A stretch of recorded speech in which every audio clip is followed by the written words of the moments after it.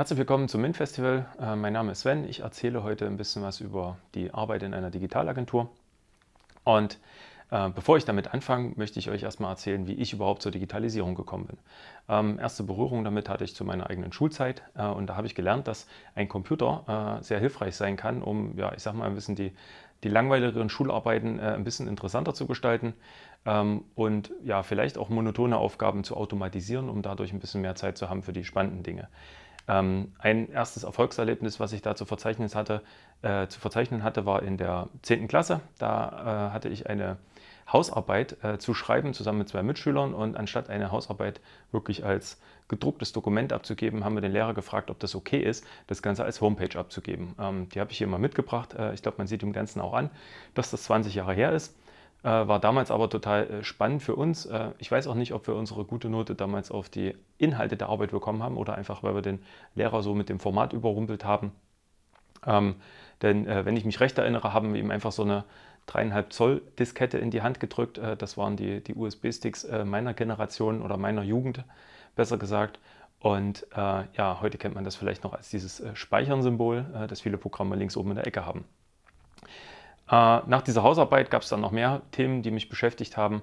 Und eins davon war mein Kolloquium der Seminarfacharbeit in der 12. Klasse. Wir haben es nämlich geschafft, eine der wenigen Gruppen zu sein, die einen Raum für die Verteidigung hatte, in der es einen Beamer gab. Viele andere Mitschüler durften damals noch mit handgemalten Folien oder gedruckten Folien auf einem Overhead-Projektor präsentieren und wir hatten einen Beamer. Das wollten wir natürlich auch nutzen. Das Problem war, niemand in unserer Gruppe wusste, wie man PowerPoint bedient. Also habe ich mich hingestellt und habe auch da wieder eine Homepage programmiert, an der wir das Ganze dann präsentiert haben.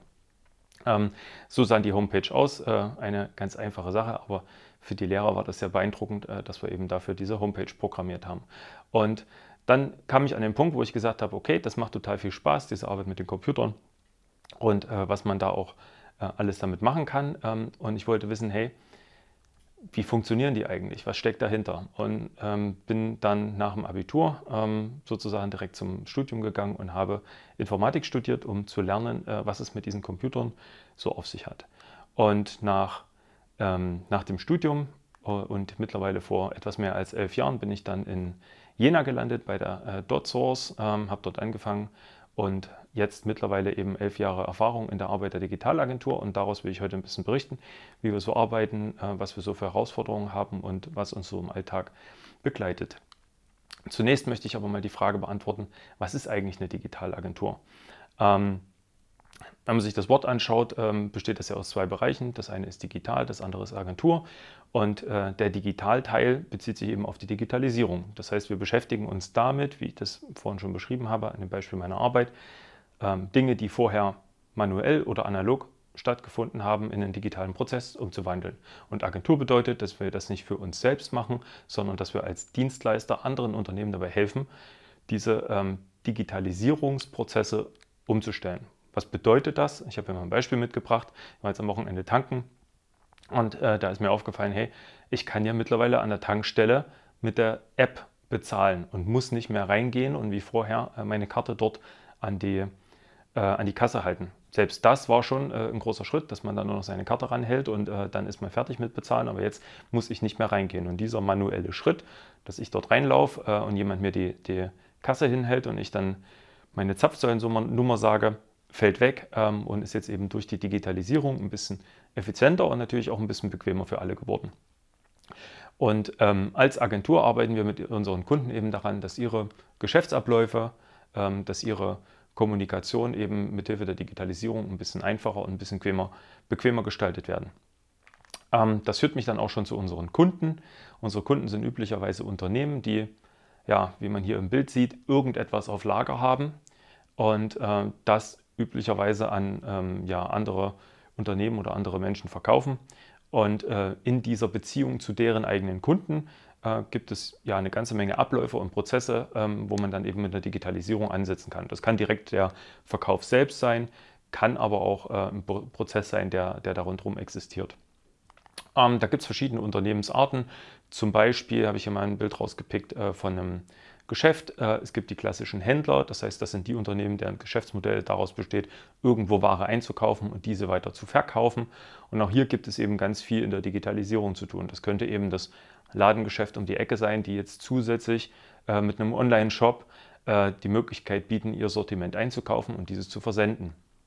Ein weiteres Beispiel ist eben ein Hersteller. Das heißt, das ist jemand, der nicht seine Ware einkauft, sondern eben Rohmaterialien oder Ressourcen einkauft und diese dann zu einem Produkt aufarbeitet und das Produkt verkauft. Ein Digitalisierungsschritt wäre zum Beispiel hier, dass ich mich erkundigen kann über Produktionszeiten, wann vielleicht auch irgendwas fertig wird, welche Produkte vielleicht gerade auch auf Lager sind und so mir den Anruf spare und damit natürlich auch in dem Unternehmen Zeit spare. Es gibt nun verschiedene Arten dieser Beziehungen zwischen den Unternehmen, das hatte ich schon gesagt. Einige Unternehmen verkaufen direkt an den Endkunden. Da kann Digitalisierung zum Beispiel bedeuten, dass man vielleicht die digitalen Systeme nutzt, um viel über die eigene Kundschaft zu erfahren. Gerade wenn ich mit sehr, sehr vielen Individuen interagiere, ist es natürlich schwer, sich das zu merken, was der Einzelne beschäftigt. Und das ist was, wo Computer super unterstützen können, passende Empfehlungen auszuspielen oder ähnliches und jedem auch ein individuelles Einkaufserlebnis auf einem Online-Shop zu bieten. Ein anderes Thema, was wir haben, sind Business-to-Business-Beziehungen. Das heißt, wenn ein Unternehmen mit einem anderen Unternehmen handelt und an der Stelle dann der Verkauf von Unternehmen zu Unternehmen stattfindet. Auch hier ist es wichtig, da können zum Beispiel die Erfassung der Unternehmensdaten, der Ansprechpartner gehören in die Digitalisierung rein und eben auch automatische Prozesse, die damit verbunden sind, wie vielleicht eine Bestandsabfrage, die Abfrage des individuellen Preises. In dieser Branche ist es üblich, dass man mit dem Einkauf einen Preis aushandelt, der dann nur für das eine Unternehmen gilt und da muss natürlich der Online-Shop oder der Ansprechpartner den richtigen Preis zur Hand haben. Neben diesen vielfältigen Kunden- und Geschäftsmodellen, die man kennenlernt, wenn man in einer Digitalagentur arbeitet, weil man einfach einen Einblick in unterschiedlichste Kunden bekommt, gibt es noch einen weiteren Aspekt, über den ich sprechen möchte. Das sind die sogenannten Hidden Champions. Das, was uns immer wieder begegnet, sind Unternehmen, die man vielleicht aus dem Privatleben überhaupt nicht kennt. Ich sage mal, jeder kennt Coca-Cola. Vielleicht hat auch jeder irgendwie ein Produkt von Coca-Cola zu Hause bei sich liegen.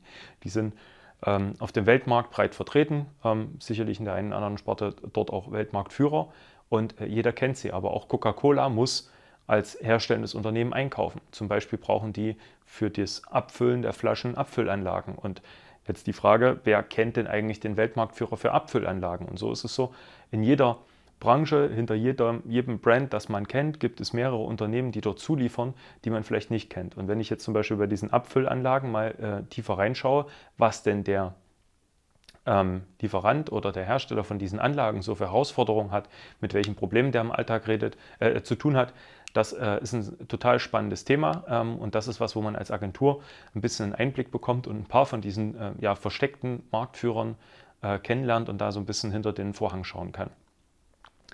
Üblicherweise als Agentur haben wir nicht nur mit dem Kunden zu tun, sondern auch mit dem Systemanbieter. Das ist so, wie wir insbesondere bei DotSource arbeiten, der Fall, dass es eigentlich immer so ein Dreigespann stattfindet. Wir haben den Systemanbieter, die bieten eine Standardsoftware, eine Standardlösung für ein Problem an. Wir haben einen Kunden, der eine sehr individuelle Version dieses Problems hat und wir als Agentur sind dafür zuständig, dem Kunden das System so weit anzupassen, dass er damit arbeiten kann. Wenn man sich diese drei Unternehmenstypen anschaut, sieht jeder den Markt aus ein bisschen einer anderen Perspektive. Und da möchte ich kurz darauf eingehen. Als Systemanbieter sehe ich alle meine Kunden. Das heißt aber auch, dass ich das, was dort beim Kunden passiert, nur aus einer sehr großen Distanz sehe. Die sehen, wie sich der Markt als Ganzes entwickelt und die sehen ihre eigene Software, wie die sich am Markt verhält und vielleicht auch gegen Wettbewerber besteht oder nicht besteht. Sie kommen aber nicht so tief rein. Der Kunde selbst oder beziehungsweise die Mitarbeiter des Kunden, die sind in der Lage, sehr tief in die eigenen Probleme oder in die eigenen Herausforderungen reinzuschauen. Sie kennen das eigene Marktsegment sehr gut, sie kennen die eigenen Lösungen sehr gut und stecken dort drin. Wir als Agentur stehen so ein bisschen zwischen den Stühlen und das kann total spannend sein, weil ich wie ein Systemanbieter in der Lage bin, mir mehrere Kunden anzuschauen, aber gleichzeitig wie ein Kunde ein bisschen tiefer reinzoomen. Das heißt, ich beschäftige mich, in meinem Fall war das so, vielleicht immer für ein halbes Jahr oder ein Jahr sehr intensiv mit einem konkreten Kunden, mit einem konkreten Geschäftsmodell und springe dann weiter. Das hat bei mir dazu geführt, dass ich mich ein bisschen auskenne mit Landwirtschaft, weil ich einen Online-Shop gebaut habe für Landwirte, um Saatgut zu kaufen. Ich kenne mich ein bisschen aus mit Instrumenten, weil ich ein Geschäft gebaut habe oder einen Online-Shop gebaut habe für Musikinstrumente. Ich habe mich beschäftigt mit Kunststoffen, ich habe mich beschäftigt mit Modeschmuck und noch vielen zahllosen mehr. Und da kennt man einfach irgendwann so ein paar Details aus der Branche und hat immer ein Thema, wenn man dann am Stammtisch sitzt. Ein weiterer Aspekt, den die Agentur mitbringt, ist ja so ein gewisser Termindruck. Wir sind halt ein Dienstleister und als Dienstleister möchte natürlich auch der Kunde, dass wir seine Erwartungshaltung erfüllen. Und das bedeutet, dass wir in vielen Fällen einfach einen gewissen Druck auf uns spüren. Das ist was, wenn ich jetzt in einer Agentur arbeiten möchte, was man aus meiner Sicht wissen muss und wissen sollte. Es gibt Menschen, die kommen gut damit zurecht und andere, da passt das nicht. Ich selbst bin eher der Typ, der so ein bisschen Druck braucht, um in die Gänge zu kommen. Von daher passt das für mich sehr gut.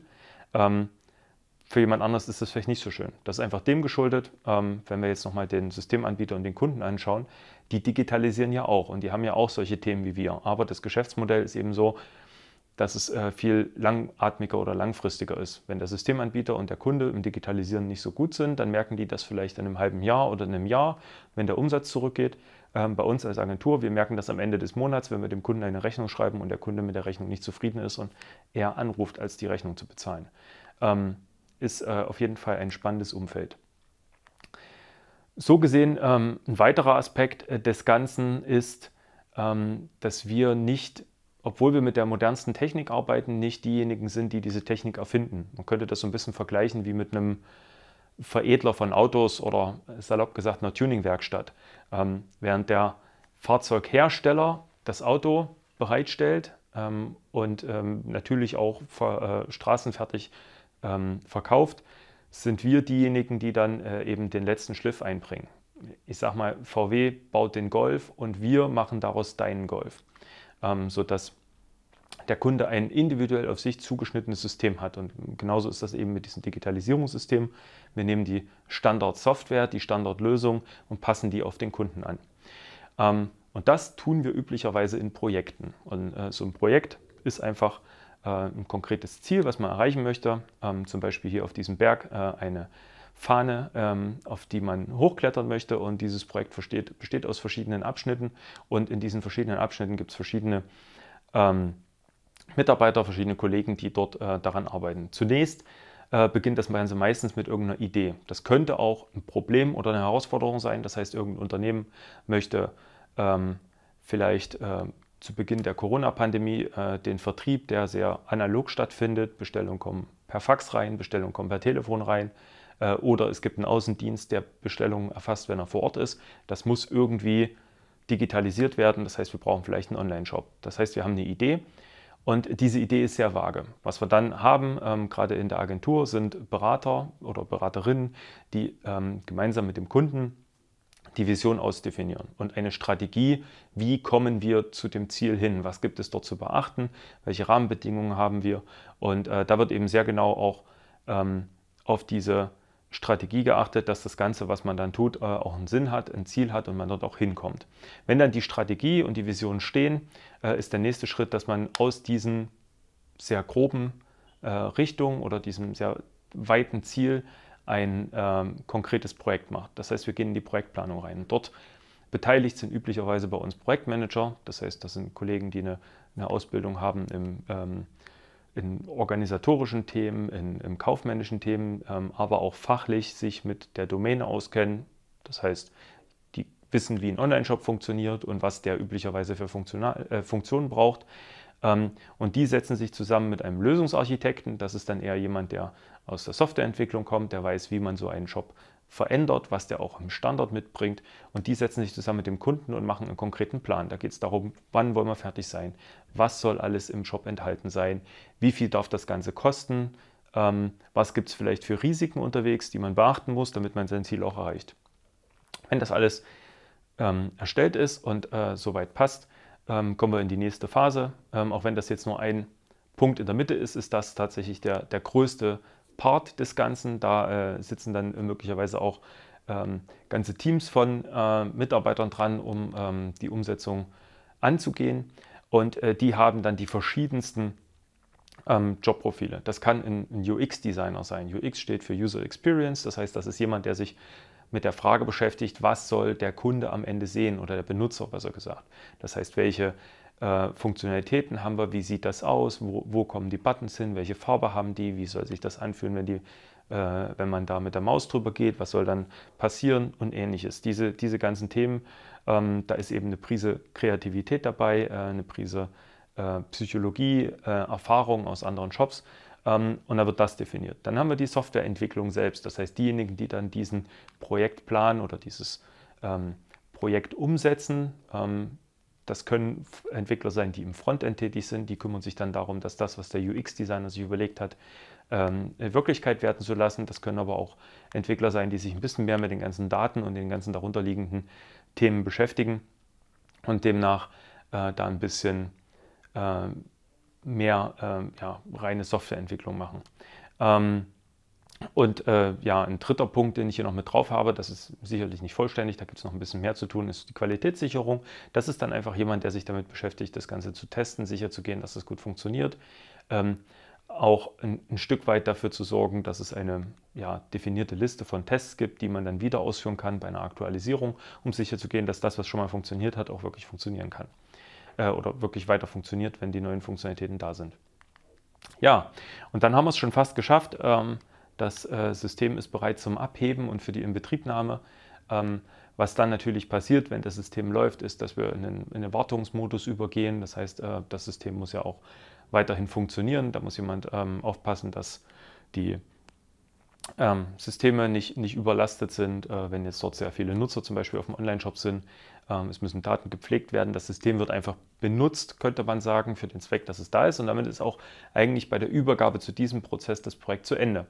So, und als Agentur gibt es dann verschiedene Sachen, die passieren können. Ein Thema wäre, man nimmt eben das Team und fängt wieder beim nächsten Kunden unten mit der Idee an, beziehungsweise steigt dann in die verschiedenen Phasen ein, je nachdem, wer gerade da Zeit hat. Oder was viel häufiger passiert ist, dass der Kunde sagt, so, wir sind ja eigentlich erst am Anfang unserer Reise. Wir möchten jetzt diesen Shop optimieren. Wir setzen jetzt das Fähnchen einfach noch ein bisschen weiter oben hin und haben dann eben eine Optimierungsphase, die dann auch nicht zu Ende ist, sondern es geht einfach weiter. Da arbeiten dann Kollegen in der Weiterentwicklung. Das heißt, wir haben wie auch schon im Umsetzungsprojekt die gleichen Jobs oder Jobprofile, die da ranhängen, die sich beschäftigen mit, wie können wir jetzt da neue Funktionalitäten reinbringen, wie können wir vielleicht das Ganze noch ein bisschen optimieren. Digitalmarketing steht dort auch noch als Punkt drauf.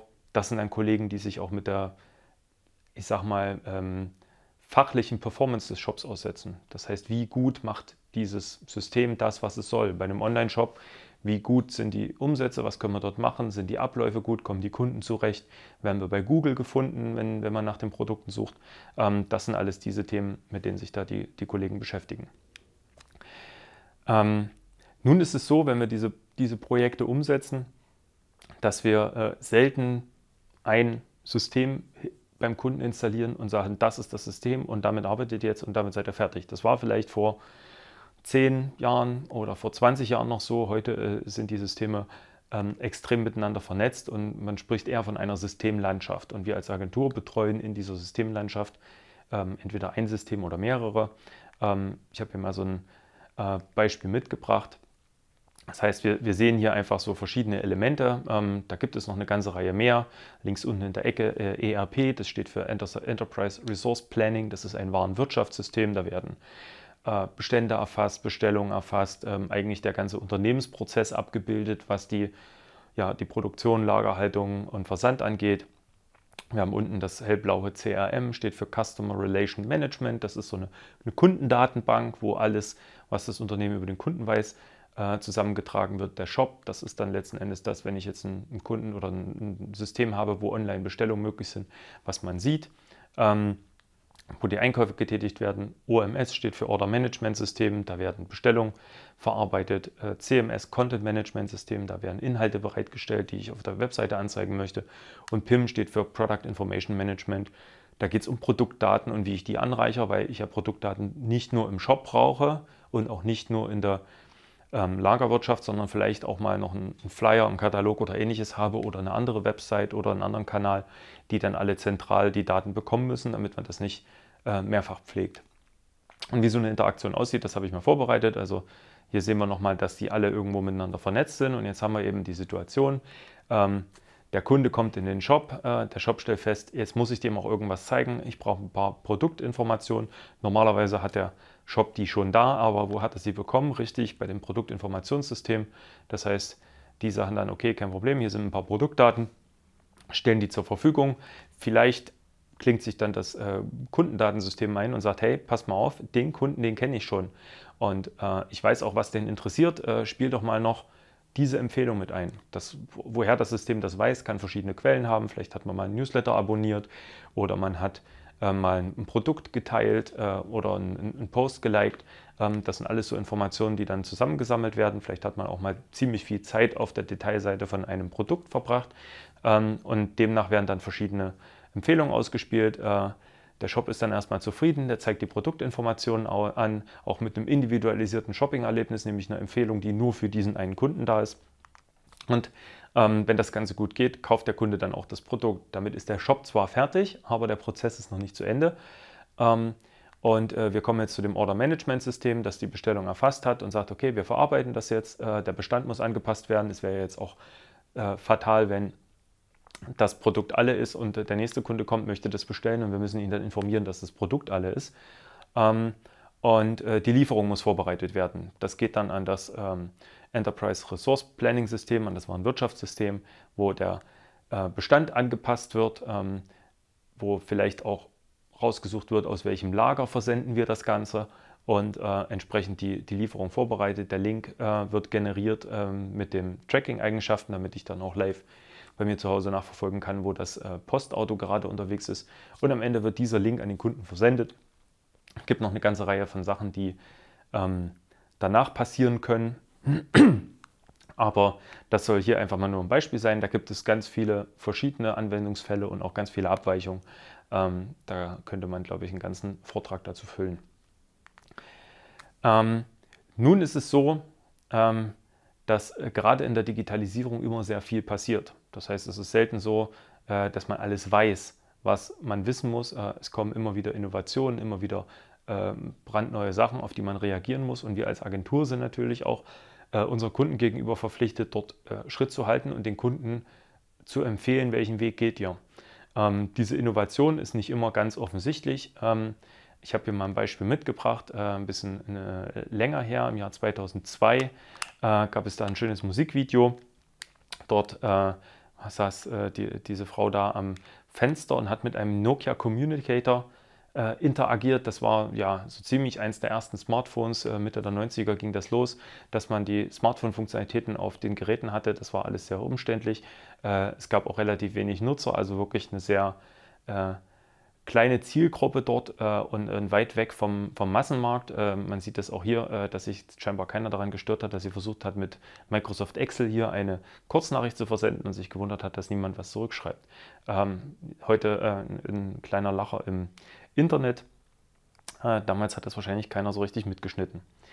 Was dann passiert ist mit den Smartphones, ist natürlich Geschichte und viele kennen das Ganze. 2008 Bill Gates, Steve Jobs, das ist jetzt peinlich.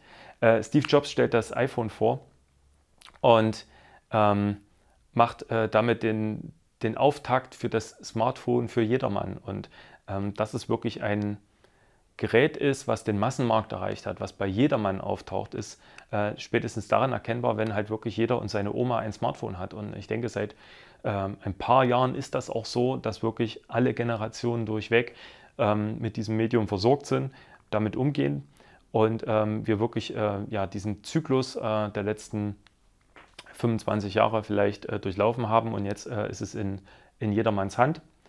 Und das ist etwas, was parallel mit ganz vielen Innovationen überall passiert und was natürlich auch für uns, für Agentur spannend ist, weil wir eher auch in den frühen Phasen des Ganzen und nicht erst, wenn es im Massenmarkt ist, damit zu tun haben und das auch dann entsprechend an die Kunden, mit den Kunden gemeinsam auf die Straße bringen. Ein weiterer Aspekt neben der ständigen Weiterentwicklung des Marktes und der Digitalisierung ist es auch, mit wem mache ich das Ganze. Was habe ich für Mitarbeiter? Und ein Punkt, da möchte ich noch mal kurz drauf eingehen. Jetzt gehen wir wieder so ein bisschen zurück in die Geschichte. Ende der 60er Jahre die Mondlandung. Die Mondlandung ist erfolgt mit einem Guidance Computer, der die Mondlandung gesteuert hat. Hier ist ein Bild von Margaret Hamilton neben dem ausgedruckten Quellcode von diesem Guidance Computer. Und wenn ich daran zurückdenke, das sind jetzt 60 Jahre her, nee, nicht ganz 50 Jahre, Ende der 60er. Damals war es so, da gab es relativ wenig Programmierer, relativ wenig Leute, die also mit Digitalisierung im engeren oder weiteren Sinne ihr Geld verdient haben. Und diese haben relativ viel Quellcode geschrieben. Wenn man da mal so ein bisschen in die Programmiersprachen reinschaut, ich habe hier mal eine kleine Grafik mitgebracht. Unten sehen wir die Hardware. Das ist sozusagen der Punkt, wo ich als wirklich Hardware baue, die eine Funktionalität übernimmt. Danach kommt dann eben der Part mit der Software, das heißt so eine sogenannte Maschinensprache. Da haben wir eben die berühmten Nullen und Einsen, die dort eine Rolle spielen. Und das, was eben bei der Mondlandesphäre passiert ist, war eine Assemblersprache. Das ist eine sehr maschinennahe Sprache. Man lernt das vielleicht heute noch im Studium. Es ist sehr umständlich. Man muss sehr viel Code schreiben für kleinste Funktionalitäten, weil man wirklich alles selbst machen muss. Das ist so ein bisschen wie wenn man versucht, ein Haus zu bauen und macht das eben Stein für Stein und jeder Stein wird einzeln hingebracht. Vielleicht sind die Steine beim Assembler noch ein bisschen kleiner als hier im Bild. Die nächste Innovationsstufe oder das, was dann in den letzten 50 Jahren passiert ist, war die Entwicklung der sogenannten Hochsprachen. Das sind Programmiersprachen, wo ich mit einem einzelnen Befehl eine sehr große Wirkung erzielen kann. Das heißt, verglichen mit dem Stein für Stein, das wir hier auf dem ersten Bild gesehen haben, ist das so ein bisschen wie ein Fertigteilehaus. Das heißt, ich nehme fertige Softwaremodule, ich stecke die zusammen, ich kläre in Form von Quellcode noch die Details der Interaktion der Softwaremodule und dann bin ich an der Stelle fertig. Und was damit passiert ist, ist auch, die Anzahl der Softwareentwickler hat stetig zugenommen. Der Bedarf in dem ganzen Markt ist extrem gestiegen. Wir haben Millionen von Softwareentwicklern, wenn nicht sogar hunderte Millionen von Softwareentwicklern auf der Welt mittlerweile. Und damit hat sich dieses Gefüge umgekehrt, während wir in den 60er, 70er Jahren wenig Entwickler hatten, die viel Code geschrieben haben, um eine kleine Wirkung zu erzielen, haben wir heute sehr viele Softwareentwickler, die vergleichsweise wenig Code schreiben, um diese gleiche Wirkung zu erzielen. Das geht sogar so weit, war ein Thema, das gerade im letzten Jahr in den Medien waren als Buzzword Low Code.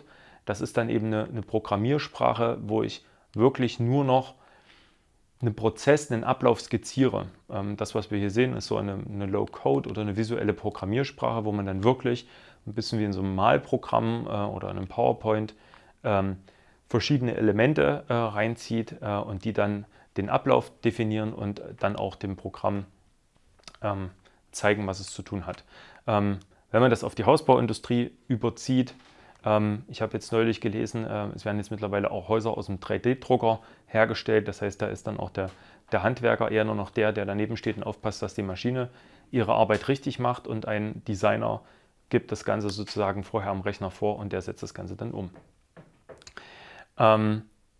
Und diese Situation kombiniert mit der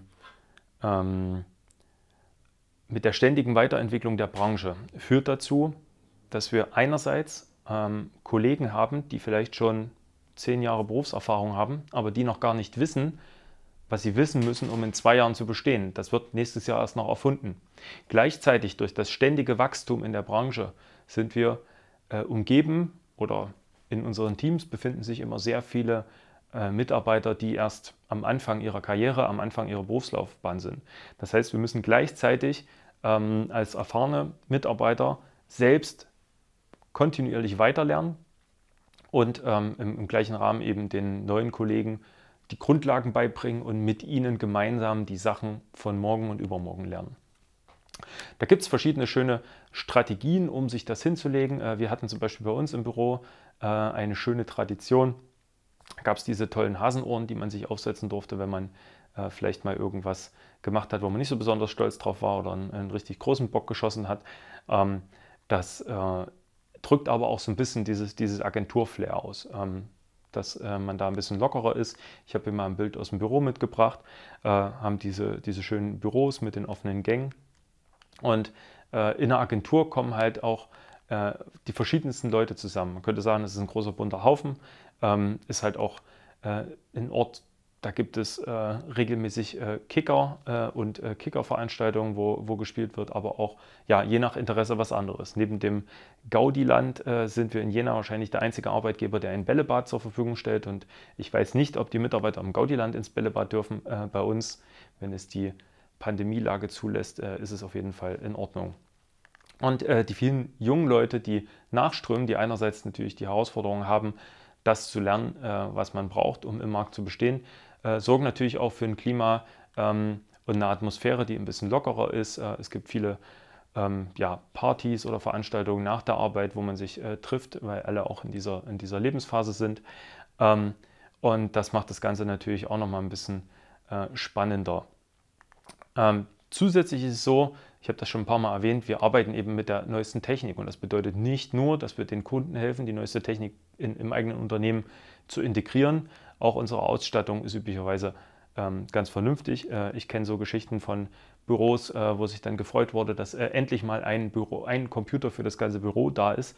Bei uns hat eben jeder ein Notebook. Die Notebooks werden auch regelmäßig aktualisiert, wenn es da eine neue Generation gibt, dass wir einfach in der Lage sind, effizient für unsere Kunden zu arbeiten. Und das bedeutet natürlich dann, dass wir mit diesen Systemen tagtäglich zu tun haben. Gezeigt hat sich dieser ja, Vorteil, könnte man sagen, zu Beginn der Corona-Pandemie im letzten Frühjahr, als wir ja quasi über Nacht in der Lage waren, die gesamte Firma ins Homeoffice zu verlegen. Ich habe Geschichten gehört von Unternehmen, da waren die Desktop-Rechner fest verbaut in einem Arbeitsplatz. Es war quasi erstens nicht möglich, einfach ein Notebook mit heimzunehmen, weil es keine Notebooks gab. Und zweitens, die Rechner ließen sich auch nicht ohne weiteres entfernen und woanders aufbauen. Dann hat vielleicht auch der Zugang zum internen Firmennetzwerk nicht funktioniert und die Leute mussten einfach auf Arbeit kommen. Eine andere spannende Geschichte, die ich jetzt gehört habe, während bei uns eine E-Mail kam, bitte nehmt heute alle euer Notebook mit nach Hause, ab morgen ist Homeoffice, gab es auch Unternehmen, da kam eine E-Mail, bitte bringen Sie sich morgen einen USB-Stick mit, um Ihre Arbeit mit heimnehmen zu können. Und natürlich dann jeden Einzelnen vor die Herausforderung setzt, kann ich denn überhaupt zu Hause arbeiten, habe ich halt überhaupt die Ausstattung. Ein weiterer Aspekt, der sich aus diesen ganzen Rahmenbedingungen ergibt, ist, dass wir ja, es zu unserer Profession gemacht haben, Probleme zu lösen. Und das ist eine sehr schöne Sache, weil Probleme lösen macht Spaß. Das gibt eine ganze Menge Erfolgserlebnisse über so einen Tag verteilt und das merkt man natürlich auch. Und das ergibt insgesamt, wenn ich mir hier diese 4 Teile angucke, natürlich ein sehr schönes Umfeld, wo ich mich auch sehr wohl fühle. Gibt aber auch ein paar Punkte, die man vielleicht so über die Arbeit in der Digitalisierung oder auch in der Agentur hört, die nicht ganz stimmen. Deswegen will ich hier nochmal mit dem einen oder anderen Mythos aufräumen. Ich hatte zum Beispiel mal einen Mitschüler, der hat mir gesagt, wenn er mal fertig ist mit der Schule, dann will er Informatik studieren und Softwareentwickler werden. Gesagt, das ist das Beste, was man werden kann. Man kann bis mittags schlafen, dann steht man auf, schreibt 3 Zeilen Code, hat sein Tagwerk vollbracht, wird dafür bezahlt und das Beste ist, man kann die ganze Zeit einen Bademantel anhaben, weil man zu Hause ist. Das stimmt nicht ganz. 3 Zeilen Code am Tag passen nicht. Die Geschichte mit dem Bademantel hat sich jetzt sicherlich im Rahmen der Pandemie mit dem Homeoffice für den einen oder anderen Softwareentwickler ja, als Wunsch umgesetzt. Aber es funktioniert eben nicht, ja, so wenig zu machen. Es ist ein ganz normaler Beruf wie die anderen auch. Ein weiteres Thema ist, man ist auch nicht die ganze Zeit der einsame Hacker, der irgendwo im dunklen Keller sitzt und vor sich hin arbeitet, wie man das vielleicht manchmal im Film sieht. Es ist tatsächlich ein sehr kommunikativer Beruf, so, weil man gemeinsam an einer großen Lösung arbeitet. Man baut gemeinsam große Systeme, das heißt, man muss sich unterhalten.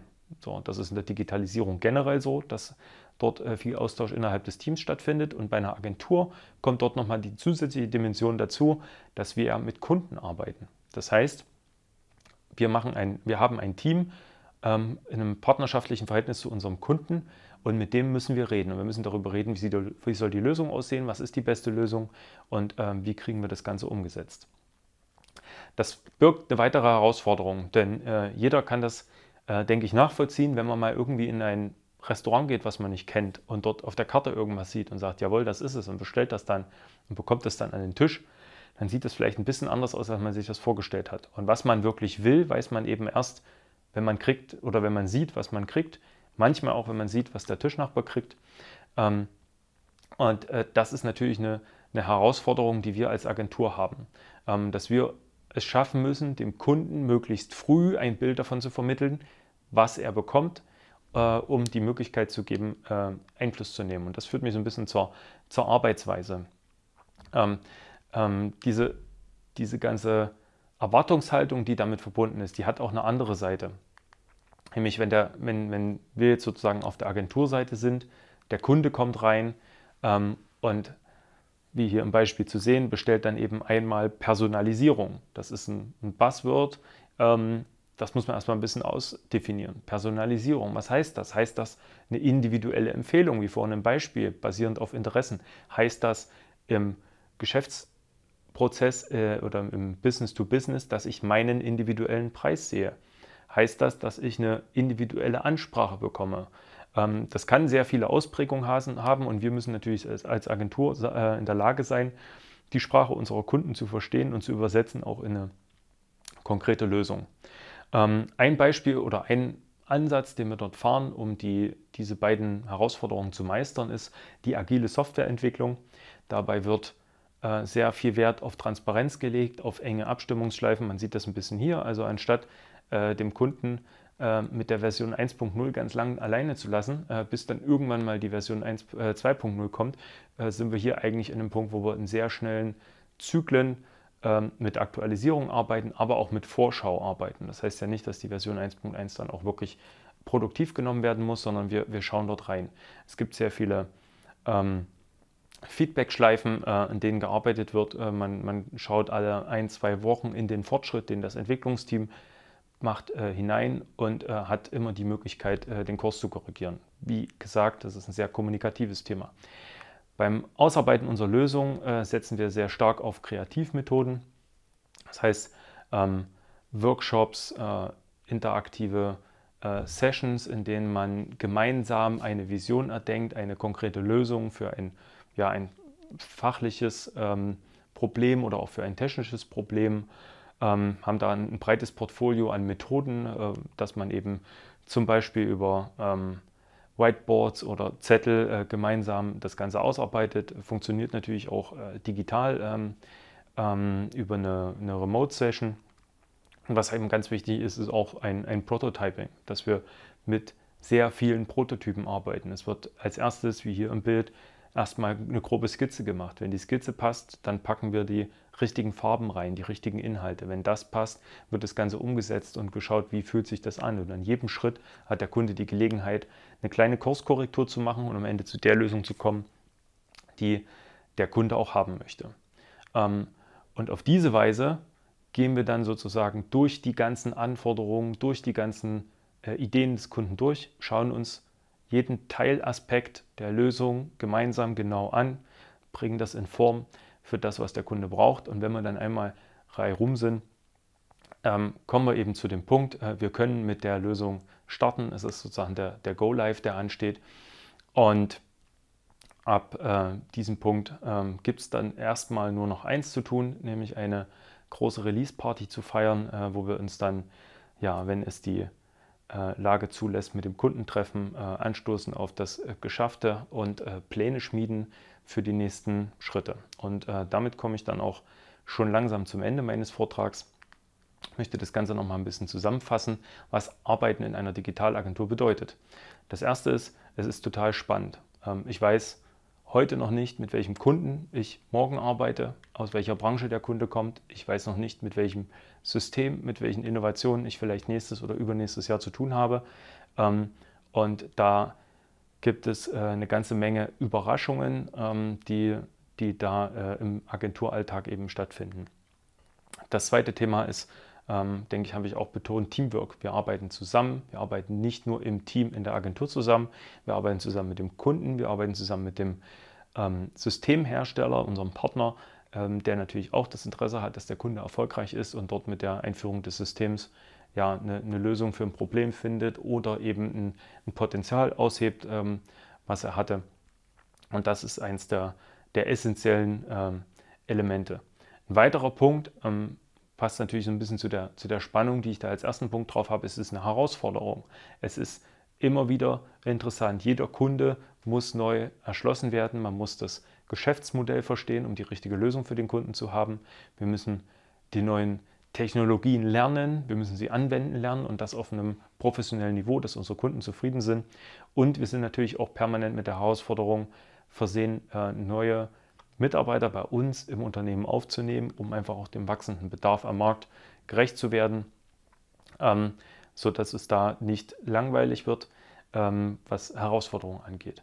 So, ich habe es eben schon gesagt, wir arbeiten mit neuen Technologien, häufig mit der neuesten Technologie. Wir sind nicht die Systeme erfinden, das habe ich ganz am Anfang gesagt, aber wir arbeiten damit und wir können sehr früh solche Systeme einführen. Während wenn ich beim Kunden oder bei einem Unternehmen arbeite, was so ein System nur nutzt, natürlich mit so einem System erstmal eine ganze Weile zurechtkommen muss und das System erstmal nutzt, ziehen wir eben weiter zum nächsten Kunden und führen dann eben die Version 1.1 ein, anstatt noch mit der Version 1 zu arbeiten. Ja, und last but not least, fasst das Ganze auch so ein bisschen weiter zusammen, ist Abwechslung. Wir haben unterschiedliche Kunden, wir haben ein sehr buntes Team, man lernt sehr viel, wir haben auch durch unseren Markt häufig oder durch unser Geschäftsfeld häufig in anderen Sprachen zu tun, allem voran natürlich Englisch, so dass man Termine auf Englisch hat, führt aber auch dazu, dass wir hier im Unternehmen einige Leute haben, deren Muttersprache nicht Deutsch ist, mit denen man sich unterhalten kann. Es ist sehr, sehr bunt. Jedes Projekt bringt eigentlich irgendwas Neues und es wird an der Stelle nicht langweilig. Aber ich glaube, jetzt wiederhole ich mich langsam.